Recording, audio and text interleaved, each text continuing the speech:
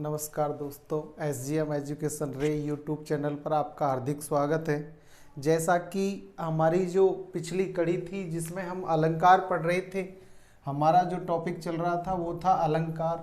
और अलंकार में हमने जो अलंकार की परिभाषा, अलंकार को लेकर विद्वानों के मत या विचार और अलंकार के भेदों को पढ़ा कि अलंकार के कितने भेद या कितने प्रकार होते हैं। तो उसमें हम अलंकार का पहला भेद या पहला प्रकार शब्द अलंकार पढ़ रहे थे। शब्द अलंकार में हमने सबसे पहले जो शब्द अलंकार का भेद था अनुप्रास अलंकार, वो पढ़ना आरंभ किया था। अनुप्रास अलंकार, अनुप्रास अलंकार वो होता है जहाँ किसी वर्ण की बार बार आवृत्ति होती है, और अनुप्रास अलंकार में कोई भी वर्ण एक से अधिक बार आता है, और उसी को लेकर अनुप्रास अलंकार के 5 भेद होते हैं। जिसमें पहला भेद है छेकानुप्रास, जिसमें कोई एक वर्ण एक से अधिक बार क्रम से आए, और वृत्त्यानुप्रास जिसमें कोई एक से अधिक वर्ण एक से अधिक बार आए, और श्रुत्यानुप्रास जो हमारा चल रहा था। तो देखिए, श्रुत्यानुप्रास अलंकार जो अनुप्रास अलंकार के 5 भेद होते हैं, उसमें हमने इसके 2 भेद पूर्व कक्षा में पढ़ लिए थे। अब आगामी 3 भेद और देखिए।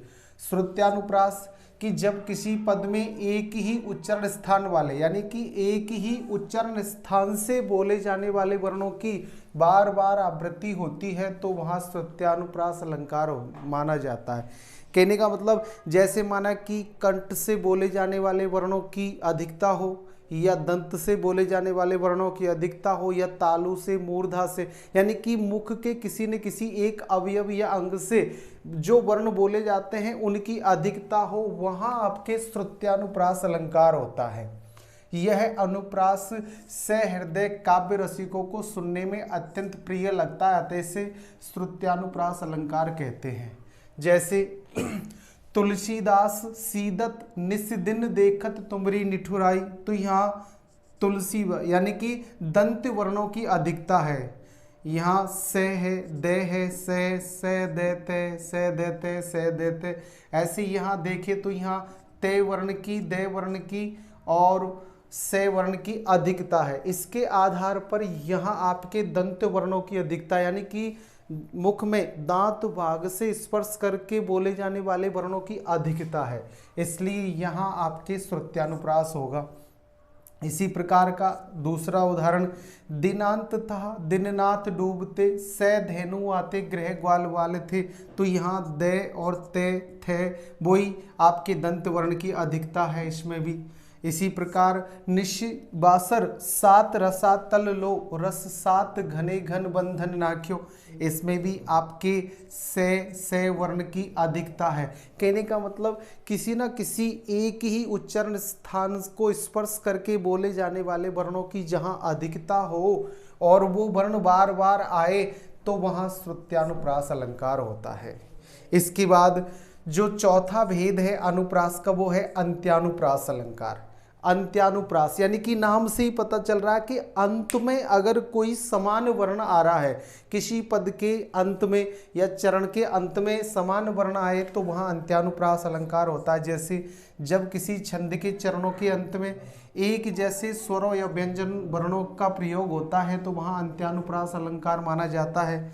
जैसे प्राय प्रत्येक तुकांत काव्य रचना में अंत्यानुप्रास अलंकार पाया जाता है। जैसे यहाँ पहला उदाहरण है, धीरज धर्म मित्र अरु नारी, आपतकाल परखिए चारी। इसी प्रकार दूसरा उदाहरण, मंगल भवन अमंगल हारी, द्रबहुस दशरथ अजर बिहारी, तो यहाँ अंत में समान वर्ण, हंसा बगुला एक से रहत सरोवर माही, बगुला ढूंढत माचरी हंसा मोती खाई, तो यहाँ समान वर्णों की आवृत्ति, अंत में समान वर्णों की आवृत्ति आने से ये अंत्यानुप्रास अलंकार कहलाता है।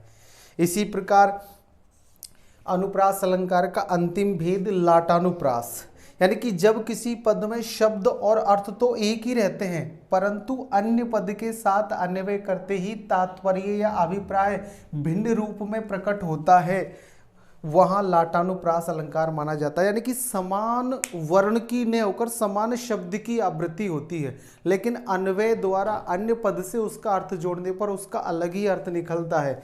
जैसे यहाँ देखिए, पूत कपूत तो क्यों धन संचय, या पूत सपूत तो क्यों धन संचय, यह समान शब्दों की आवृत्ति हो रही है लेकिन अन्वय के साथ अर्थ अलग निकलता है। इसी प्रकार दूसरा उदाहरण, राम हृदय जाके नहीं विपत्ति सुमंगलता ही, या राम हृदय जाके नहीं विपत्ति सुमंगलता ही। ऐसे ही यहाँ पराधीन जो जन नहीं स्वर्ग नरक तो हेतु, या पराधीन जो जन नहीं स्वर्ग नरक ता हेतु। ऐसे ही आपका चौथा एग्जाम्पल, हे उत्तरा के धन रहो तुम उत्तरा के पास ही। ऐसे ही आपके पांचवा, मिला तेज से तेज तेज की वह सच्ची अधिकारी थी। तो यहाँ हमने देखा कि यहाँ किसी एक वर्ण की आवृत्ति ने होकर एक पद या एक शब्द की ही या वाक्य की ही आवृत्ति हो जाती है, लेकिन वो पद या अन्वय के साथ अर्थ अलग या भिन्न प्रकट करता है।